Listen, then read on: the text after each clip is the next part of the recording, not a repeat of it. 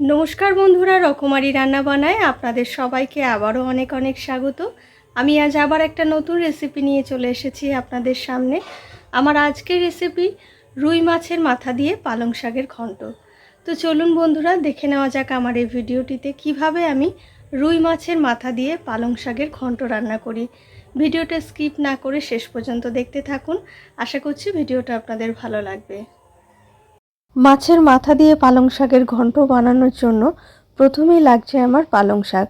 আমি পালং শাকগুলো ছোট ছোট টুকরো করে কেটে পরিষ্কার করে ধুয়ে একটা ঝাঁঝরা বাটিতে রেখে দিয়েছি জল ঝরানোর জন্য।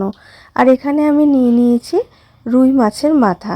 রুই মাছের মাথায় খুব ভালো করে আমি লবণ আর হলুদ মাখিয়ে আধ ঘন্টা রেখে দিয়েছি। আর লাগছে আমার কিছু সবজি। এখানে আমি নিয়েছি কুমড়ো, বেগুন, বরবটি, ঝিঙে, গাজর আর আলু।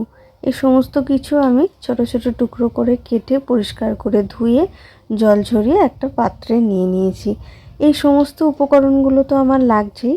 আর যা যা উপকরণ আমার লাগছে রান্নাটা করতে, সেগুলো আমি রান্নাটা করতে করতে আপনাদের সঙ্গে শেয়ার করে দেব। প্রথমেই আমি লবণ আর হলুদ মাখিয়ে রাখা মাছের মাথাগুলো ভেজে নেব। ফ্লেম অন করে কড়াই গরম করে কড়াইয়ের মধ্যে পরিমাণ মতো সর্ষের তেল দিয়ে দিলাম। তেলটা আমি ধোঁয়া ওঠা গরম করে নেব। তেলটা আমি ধোঁয়া ওঠা গরম করে নিয়েছি। এবার এর মধ্যে লবণ আর হলুদ মাখিয়ে রাখা মাছের মাথাগুলো এক এক করে ছেড়ে দিচ্ছি। মিডিয়াম টু হাই ফ্লেমে মাছের মাথাগুলো আমি লাল লাল করে ফ্রাই করে নেব। দেখুন বন্ধুরা, মাছের মাথাগুলো আমি লাল লাল করে ফ্রাই করে নিয়েছি। এবার খুব ভালো করে তেল ঝরিয়ে মাছের মাথাগুলো তুলে নিচ্ছি। মাছের মাথা ভাজা তেলের মধ্যে এবার আমি ফোড়নে দিয়ে দিলাম একটা তেজপাতা, একটা শুকনো লঙ্কা, হাফ চা চামচ পরিমাণ সাজিরা, হাফ চা চামচ পরিমাণ কালো জিরে। ফোড়নটা আমি একটু ভালো করে ফ্রাই করে নেব। ফোড়নটা আমি প্রায় 10 সেকেন্ড মতো ফ্রাই করে নিয়েছি। এবার এখানে আমি অ্যাড করে দিচ্ছি পেঁয়াজ কুচি। এখানে আমি একটা বড় সাইজের পেঁয়াজ কুচিয়ে রেখেছিলাম, সেটা অ্যাড করে দিলাম। আমি এখানে সবজি আর মাছের মাথা আর শাকের পরিমাণ অনুযায়ী সমস্ত মশলাগুলো ব্যবহার করব। আপনারাও যতটা সবজি, মাছের মাথা আর শাক নেবেন সেই অনুযায়ী মশলাটা ব্যবহার করবেন। পেঁয়াজটা আমি মিডিয়াম টু হাই ফ্লেমে হালকা ব্রাউন করে ফ্রাই করে নিয়েছি। এবার এখানে সমস্ত সবজিগুলো আমি অ্যাড করে দিলাম। সমস্ত সবজিগুলো আমি হাই ফ্লেমে এবার একটু লাল লাল করে ভেজে নেব। খুব লাল লাল করব না, হালকা ব্রাউন করলেই হবে। সবজিটা যাতে তাড়াতাড়ি সফট হয়ে যায় সেই জন্য এই পর্যায়ে আমি পরিমাণ মতো লবণ আর হলুদটা অ্যাড করে দেব। দিয়ে দিচ্ছি পরিমাণ মতো হলুদ। এবার দেব পরিমাণ মতো লবণ। দিয়ে দিলাম লবণ আর হলুদ। এবার আমি খুব ভালো করে হাই ফ্লেমে সবজিগুলো ফ্রাই করে নেব। বন্ধুরা, আপনারা যখন বাড়িতে এই রেসিপিটা ট্রাই করবেন তখন আমার মতো একসঙ্গে সমস্ত সবজি ফ্রাই করে নেবেন। আলাদা আলাদা করে ফ্রাই করলে অনেকটা সময় নষ্ট হবে, সেটার আর দরকার নেই। মাঝে মাঝে খুন্তি দিয়ে নাড়া বন্ধ করে এরকম একটু পাতিয়ে পাতিয়ে দেব কড়ার ওপরে, যাতে সবজিগুলো ভালোভাবে সেদ্ধ হয়ে যায় ভাজতে ভাজতে। সবজিগুলো আমি মিডিয়াম টু হাই ফ্লেমে প্রায় 2 মিনিট মতো ফ্রাই করে নিয়েছি। এবার এখানে পালং শাকটা আমি অ্যাড করে দিলাম। পালং শাক দিয়ে একটু নাড়াচাড়া করে আমি ঢাকা দিয়ে প্রায় 1 মিনিট মতো রেখে দেব। এই তরকারিতে কিন্তু সবজিগুলো আলাদা করে সেদ্ধ করার জন্য আর জল দেবার প্রয়োজন নেই। সবজি আর শাকের থেকে নিজের থেকেই একটা জল বেরোয়, সেই জলেই এরকম ঢাকা দিয়ে দিয়ে রেখে দিলে কিন্তু সেদ্ধ হয়ে যাবে সবজিটা।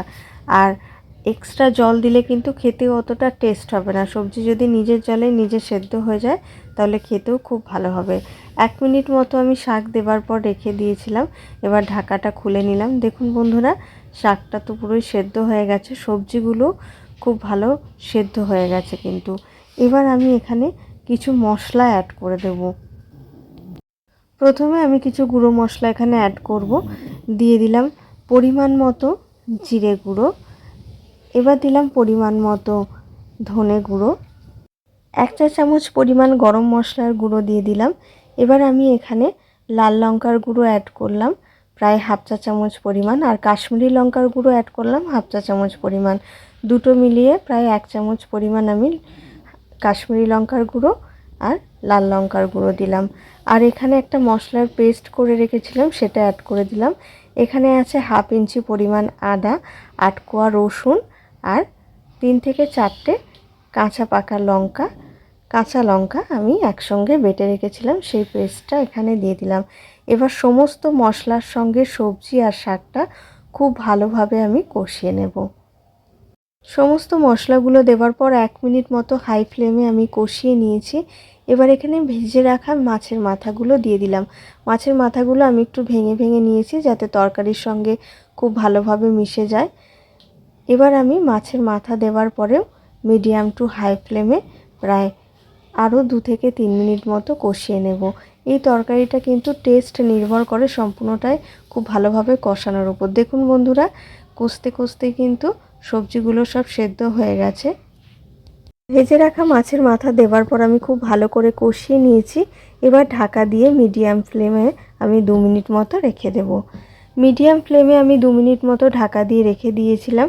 তরকারিটা আমার একদম রেডি হয়ে গেছে। দেখুন বন্ধুরা, দেখতে কত সুন্দর হয়েছে। ঢাকাটা খোলার সঙ্গে সঙ্গে খুব ভালো একটা অ্যারোমা বেরিয়েছে, খুব সুন্দর দেখতে হয়েছে দেখুন বন্ধুরা। আর সবজিগুলো খুব ভালোভাবে সেদ্ধ হয়ে গেছে। রেডি হয়ে গেল আমার আজকের রেসিপি, মাছের মাথা দিয়ে পালং শাকের ঘন্ট। এবার আমি ফ্লেম অফ করে সার্ভ করে দেব। বন্ধুরা, আমি এখানে এই রেসিপিটার জন্য রুই মাছ নিয়েছি, আপনারা কিন্তু এই সেম রেসিপি কাতলা মাছের মাথা দিয়েও করতে পারেন। সার্ভ করে দিয়েছি আমি মাছের মাথা দিয়ে পালং শাকের ঘন্ট। দেখুন বন্ধুরা, কত সুন্দর দেখতে হয়েছে। এইভাবে কিন্তু পালং শাকের ঘন্ট রান্না করলে খেতে খুব ভালো হয়। আপনারা একবার এইভাবে বাড়িতে অবশ্যই রান্না করে খেয়ে দেখবেন, আশা করছি আপনাদের খুব ভালো লাগবে। এই রান্নাটা কিন্তু খুব সহজে হয়েও যায়। বন্ধুরা, আপনারা তো দেখলেন কিভাবে আমি রুই মাছের মাথা দিয়ে পালং শাকের ঘন্ট রান্না করলাম। রেসিপিটা আপনাদের কেমন লেগেছে অবশ্যই কমেন্ট বক্সে কমেন্ট করে জানাবেন। আর ভিডিওটা যদি ভালো লেগে থাকে অবশ্যই একটা লাইক করে দেবেন। আর আমার চ্যানেলের নতুন বন্ধুদের আমার চ্যানেলটি সাবস্ক্রাইব করে আমার পাশে থাকার অনুরোধ রইল। ফিরে আসবো আবার একটা নতুন রেসিপির ভিডিও নিয়ে। আপনারা ভালো থাকবেন, সুস্থ থাকবেন। নমস্কার।